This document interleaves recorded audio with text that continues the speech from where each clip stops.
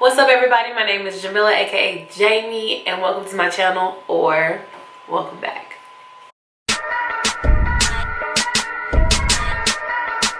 Now, I know it's not May anymore, and I definitely did not finish my May series. As you can tell, as you can hear, I've been sick, and a lot of things happened while I was at home and I wasn't able to record. But I'm back, I'm here, and I am not gonna leave the series unfinished. Just because it's not May doesn't mean mental health doesn't need necessary awareness. And I'm gonna finish out the videos that I had planned.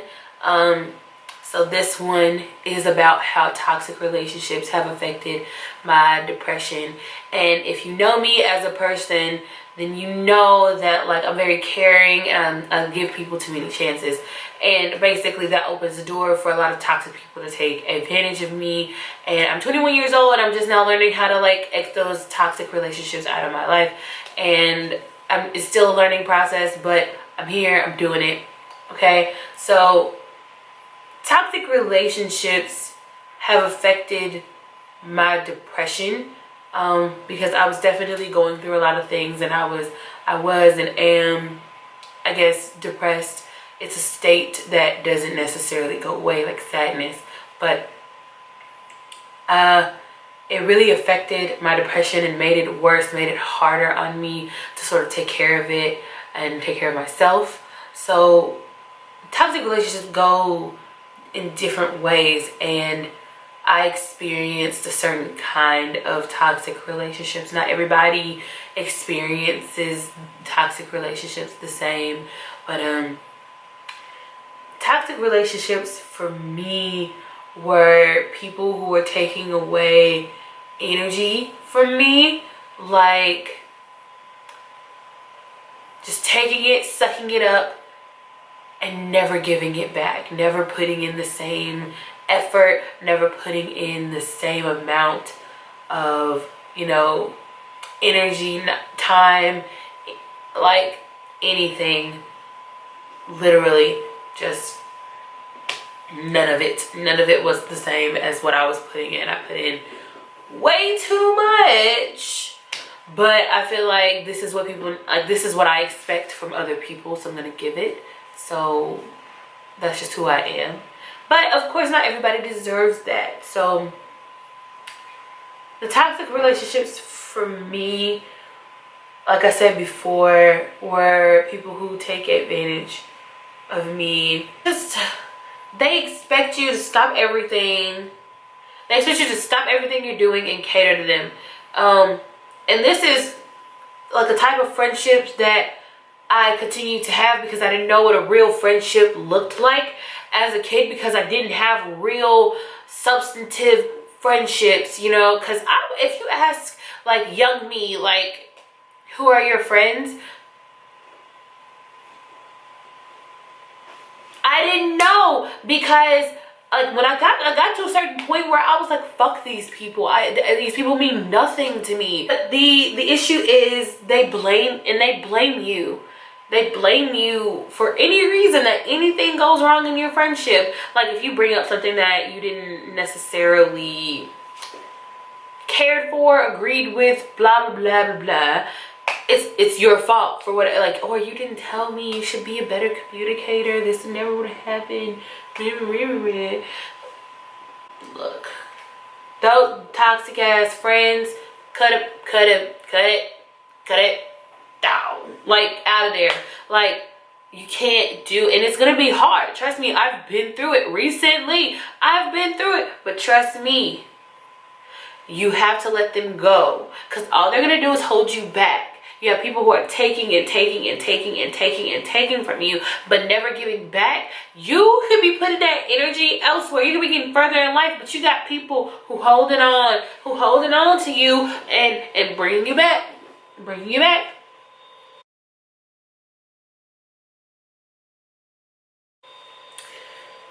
For love life, toxicity, it's a little different, okay? So yes, these people are still here taking advantage of you.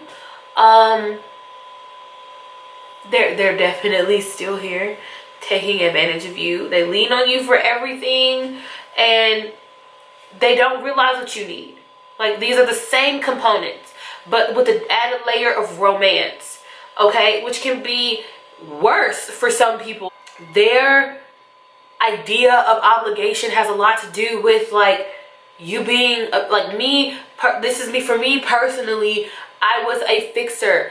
If somebody looked like, I'm notorious for fixing people. I am.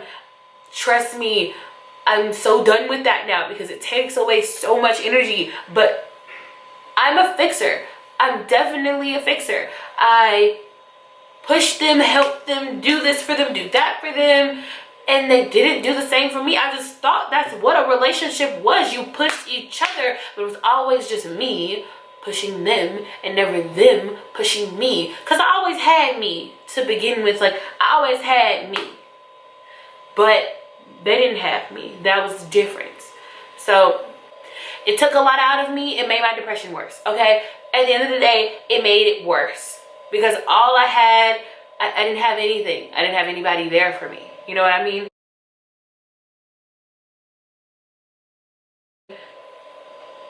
Family. Same shit, different day, right? People take advantage of you, not care about you the way that you need to be cared for. But the only thing is, they're family. They're not going anywhere. Nope. No. The only difference is your response. Okay? The only difference is your response. You may feel like you have to do that because they're family, and they're gonna take advantage of you because they know you're gonna give it to them because they're family. Okay?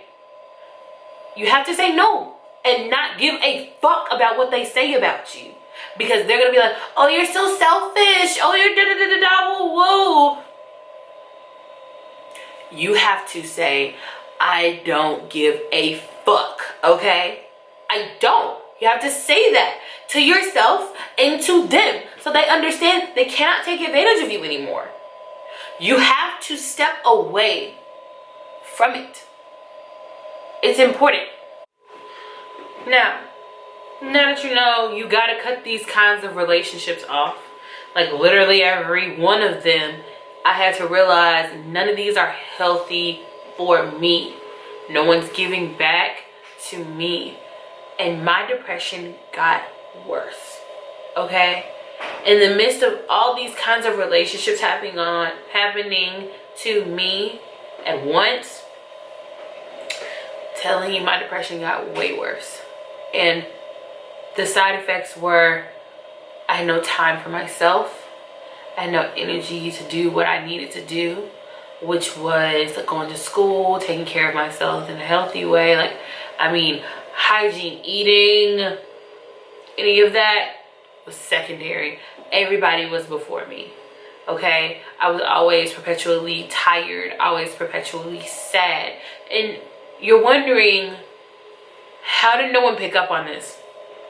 And when you have depression, you have a you're really skilled. You're really skilled at putting up a facade and not letting anybody know that you're sad. Because if people know that you're sad, they're gonna ask what's wrong, and you have to, explain to them like you're depressed. And no one understands depression. Like, well, I'm not gonna say no one, but it seems as if no one understood it. No one understood us. No one was trying to. It was like we were doing too much or whatever. People couldn't handle it, okay? People couldn't handle it. And people couldn't handle the way we felt. Why should we talk about it? Now, this is why we had to put up a very good facade, because we learned, like, it had to be an experience where you learned and no one gave a fuck about how you felt. And then you were like, okay, no one gives a fuck about how I feel. That means all of this, all of what I'm feeling needs to go away, needs to be hidden. No one can know that I'm upset, that I'm sad. No. No one gives a fuck. So why? Why show it? Why give them the satisfaction? You also had things to do. So you had to just literally put it away so no one would know. And you're so used to doing that. You're so used to bottling it up that you didn't talk to anybody. And then it just got worse and worse and worse. The more you piled on top of it, it got worse. I'm telling you, it does. These toxic relationships do nothing but take from you when you already have nothing to give. Well, I'm not gonna say nothing to give, but you have very little for yourself to begin with, because you have all of this going on. You have a lot of thinking, overthinking, going down the rabbit hole, worrying about things, being sad about other things. It's hard. And all they're doing is taking away. All they're doing is taking away. To the point where you lose it. And you lose yourself in all the shit that you're going through.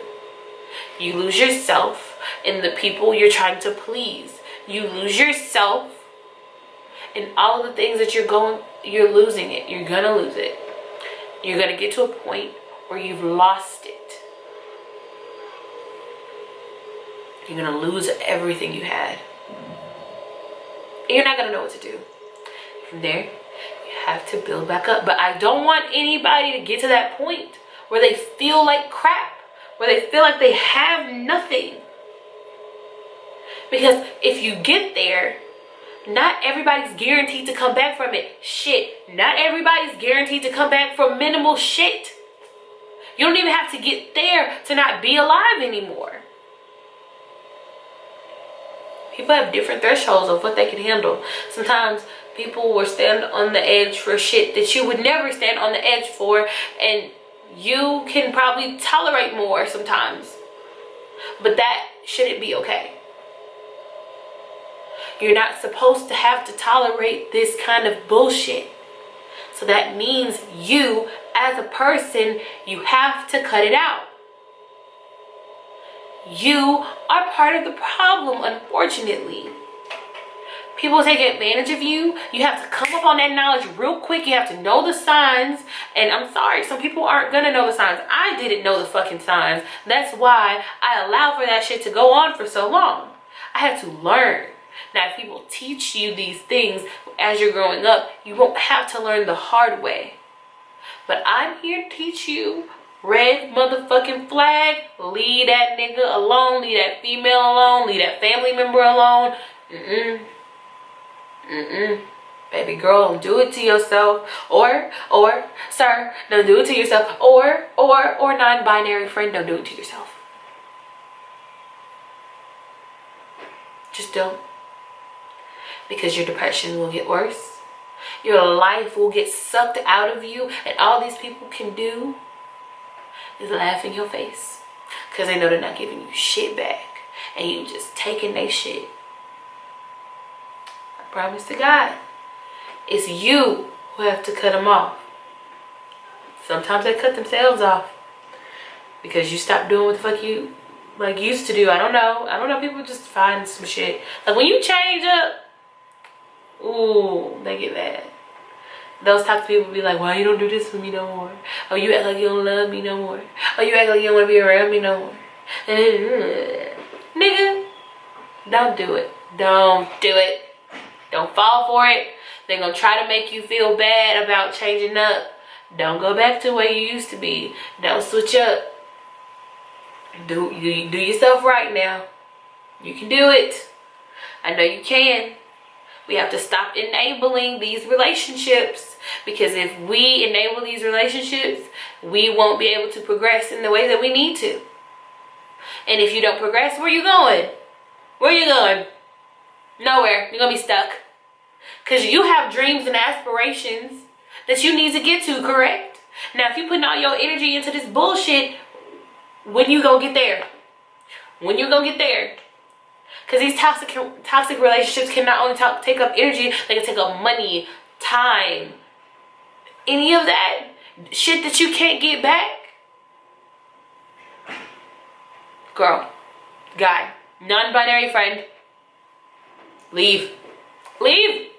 Promise to God, you better fucking leave, or it's gonna get worse. Now that we've had this real ass talk, thank you guys so much for coming to my channel. I hope you enjoyed this video, and don't forget to like, comment, and subscribe below if you enjoyed this content. If you want to engage in a conversation in the comments about what I just said, if you disagree with what I said, if you agree with what I said, or if you just want to tell me about your experiences, leave them in the comments below, okay? You know, because I really, really, really want you guys to get the content that you want. I want you guys to just talk to me. Talk to me, okay? We a family. We a family, okay? Team Jamie all day. Be a part of Team Jamie, okay? It's Team Jamie, okay? It's Team Jamie, okay? You know what I'm saying? So, you know, you fuck with me, hit that subscribe button, hit me a like, you know, encourage your friends to watch my channel, you know, anything is appreciated, okay? So this is my take on toxic relationships and how it affects my depression. I hope you guys liked it. Now I'll see you in the next video, right? Peace.